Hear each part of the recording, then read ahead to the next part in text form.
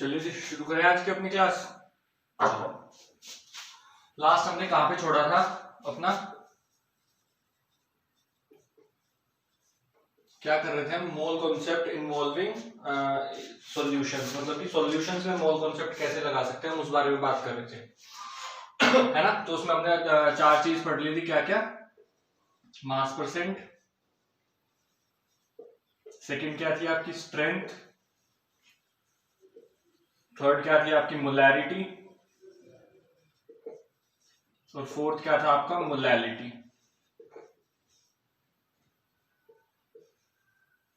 है ना। ये चारों हम कर चुके थे। तो भाई आज हमारा जो नेक्स्ट टॉपिक है, मतलब जो नेक्स्ट टर्म है हमारी, आज हम उसकी तरफ बढ़ेंगे। ठीक है, नेक्स्ट टर्म क्या है हमारी? नेक्स्ट टर्म जो है हमारी वो है आपकी नॉर्मैलिटी। क्या है नेक्स्ट टर्म हमारी? नॉर्मैलिटी। नॉर्मैलिटी हमारा क्या होता है? नॉर्मैलिटी हमारा होता है ग्राम equivalent mass, gram equivalent mass upon volume of solution. Volume of solution मतलब कि volume of solution in litre. ठीक है, ग्राम इक्विवेलेंट मास पर लीटर, वही हमारा क्या होता है? नॉर्मैलिटी। बस अब तक हमने एक ही ऐसी चीज की है जिसमें आपका नीचे वॉल्यूम की जगह आपका मास आया था। मास भी किसका? सॉल्वेंट का, ना कि सॉल्यूशन का। क्या था वो? मोलैलिटी, है ना।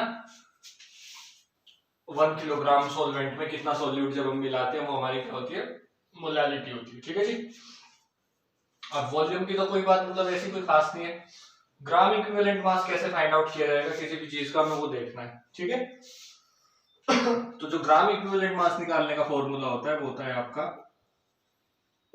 ग्राम equivalent mass equals mass of solute, mass of solute in grams, ठीक है जी, divided by equivalent mass of solute, equivalent mass of solute. अब ये तो हमें शायद गिवन हो, mass of solute in grams तो हमें गिवन होगा।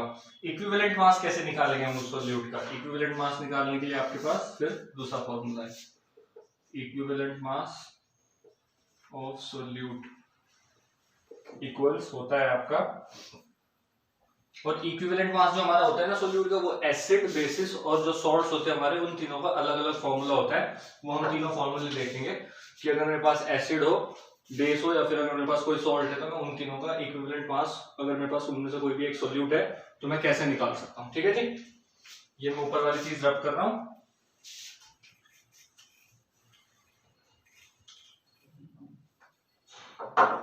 इक्विवेलेंट मास ऑफ एसिड, अगर एसिड हो हमारे पास सोल्यूट, एज अ सोल्यूट अगर मेरे पास एसिड है तो उसका इक्विवेलेंट मास मैं कैसे निकालूंगा? मोलर मास ऑफ एसिड, उसका मोलर मास एसिड का upon its basicity, upon its basicity. और अगर मेरे पास इक्विवेलेंट मास ऑफ बेस हो, जो मेरा सोल्यूट है वो मेरा क्या है? बेस है, तो ये हो जाएगा आपका क्या? Molar mass of base, molar mass of base upon acidity. Basicity और एसिडिटी क्या होते हैं वो भी बात करेंगे। ठीक है जी।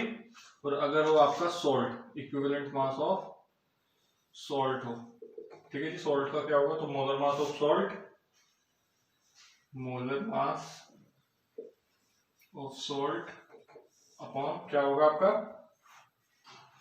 Total positive valency of metal atoms. जो उस सोल्ट में मेटल होगा उसकी जो टोटल पॉजिटिव वैलेंसी होगी उससे आपको क्या करना है? डिवाइड करना है। अब एक बार हम एसिडिटी और बेसिसिटी की बात करते हैं। एसिडिटी क्या होता है, बेसिसिटी की बात करते हैं। सबसे पहले बेसिसिटी आपका क्या होता है? बेसिसिटी, ठीक है जी। बेसिसिटी की मैं आपको डेफिनेशन बोल रहा हूं।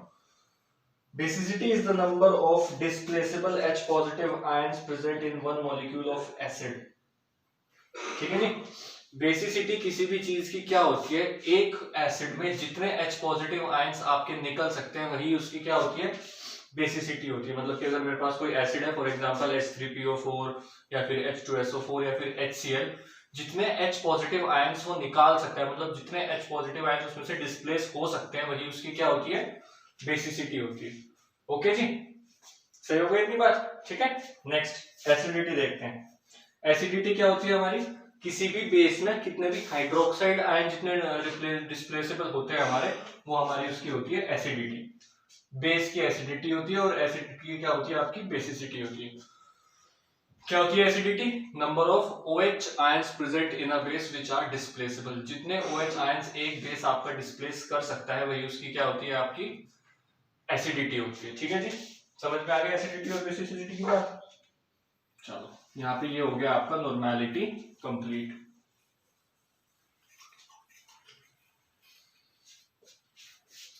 बेसिसिटी में हमें H पॉजिटिव आयंस देखने हैं और एसिडिटी में हमें OH नेगेटिव आयंस देखने हैं। ठीक है जी, ध्यान रखना है इस बात का। चलो जी, जो नेक्स्ट है हमारा वो है हमारा मोल फ्रैक्शन। मोल फ्रैक्शन,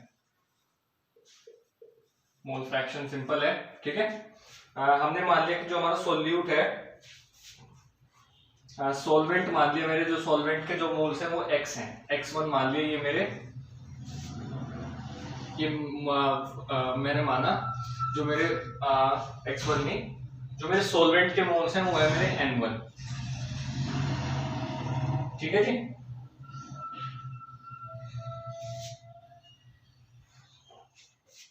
मैंने माना मतलब कि मेरे पास कोई अगर एक सॉल्यूशन है उसमें जो मेरा सॉल्वेंट है वो मैंने कितने मोल्स लिया है, सॉल्वेंट कितने मोल्स लिया है मैंने, n1, और जो सोल्यूट लिया है मैंने उस सॉल्यूशन में वो लिया है मैंने n2।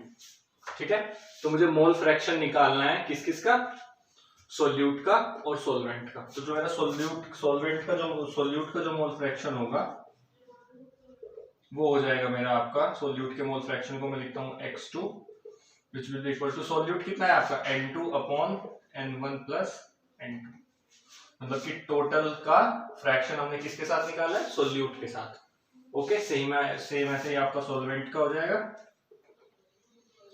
सॉल्वेंट क्या माना मैंने, x1, ओके, और ये हो जाएगा आपका n1 upon n1 plus n2, जो आपकी x1 प्लस x2 की जो वैल्यू आएगी वो ऑलवेज क्या आएगी, 1 आएगी।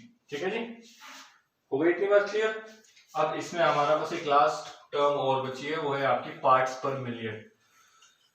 ठीक है, क्या होता है पार्ट्स पर मिलियन, पीपीएम बोलते हैं हम पार्ट्स पर मिलियन को।